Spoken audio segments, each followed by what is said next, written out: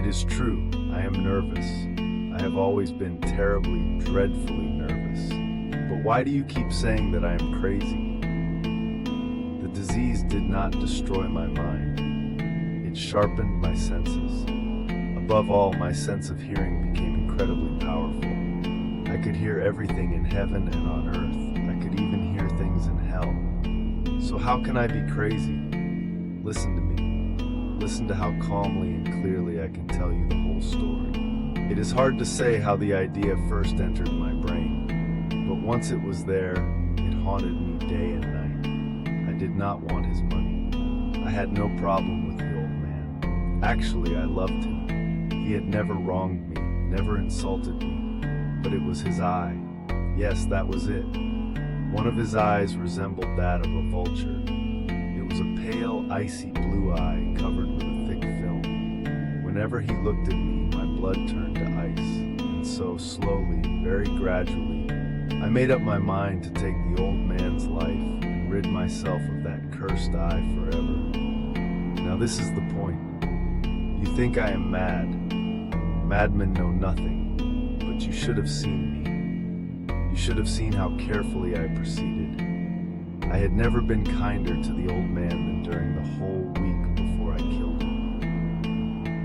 Every night, right around midnight, I would turn the handle of his door and open it. Oh, so gently. And then, when I had created an opening just big enough for my head, I would slide a dark lantern inside. It was completely closed, letting out absolutely no light. Then I would stick my head in. It took me an entire hour just to place my head inside the opening so I could see him lying on his bed. Would a madman be this patient? When my head was inside the room, I would undo the lantern cautiously, just a tiny fraction so that a single thin ray of light would fall directly upon the vulture eye. I did this for 7 long nights, always exactly at midnight, but the eye was always closed. So it was impossible to do the job. I did not hate the old man, you see. I only hated the evil eye. Then came the 8th night. I was more careful than ever in opening the door. The minute hand of a clock moves faster than my hand did. That night, for the first time, I felt the true extent of my own power. I knew what I was capable of. I had my head in, and I was about to open the lantern. My thumb slipped on the metal fastening. The old man sprang up in bed, crying out, "Who is there?" I froze. I did not move a muscle. For a whole hour, I did not even breathe. I knew he was still sitting up, listening into the dark, terrified. Then I heard a slight groan. It was not a groan of pain or sadness. Oh no. It was the low, suffocating sound that rises from the bottom of a soul consumed by absolute dread. I knew that sound well.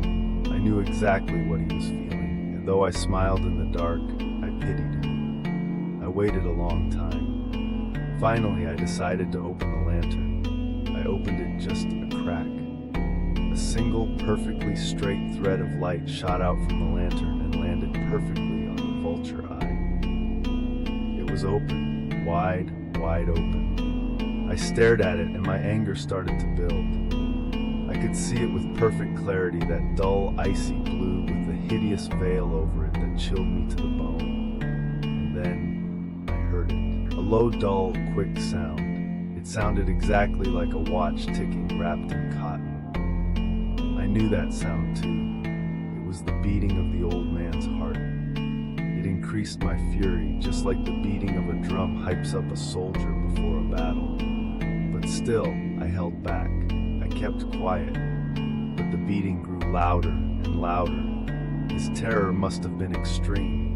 It grew louder every minute. Do you understand me? The beating got so loud, I thought his heart would burst. And then, a new anxiety seized me. The neighbors might hear it. The old man's time had come. With a loud yell, I threw open the lantern and leaped into the room. He shrieked, just once. In a split second, I dragged him to the floor and pulled the heavy mattress over him. I smiled, knowing the deed was finally done. His heart continued to beat slightly for a few minutes, but it did not bother me. Nobody could hear it through the walls. Eventually it stopped. The old man was dead. I removed the bed and checked the body. Stone dead. His eye would never trouble me again. Just as I finished, there was a knock at the street door. It was 4 a.m. I went down to open the door with a light heart. What did I have to fear now? 3 men entered. They introduced themselves as police officers. A neighbor had heard a shriek during the night and suspected foul play. I smiled. I welcomed them in. I told them the shriek was my own from a bad dream. I showed them the whole house. Finally, I took them to his bedroom. In my absolute confidence, I placed my own chair directly on the very floorboards that concealed the corpse. The officers were satisfied. My calm behavior convinced them. We sat and chatted about normal things. But after a while, I started to feel pale. My head began to ache, and I started to hear a ringing in my ears. I kept talking, trying to ignore it, but it would not stop. It was not ringing in my ears at all. The sound was coming from outside of me. I talked faster to distract myself, but the sound steadily increased. It was a low, dull, quick sound, much like a watch wrapped in cotton. I struggled to catch my breath. The officers did not hear it.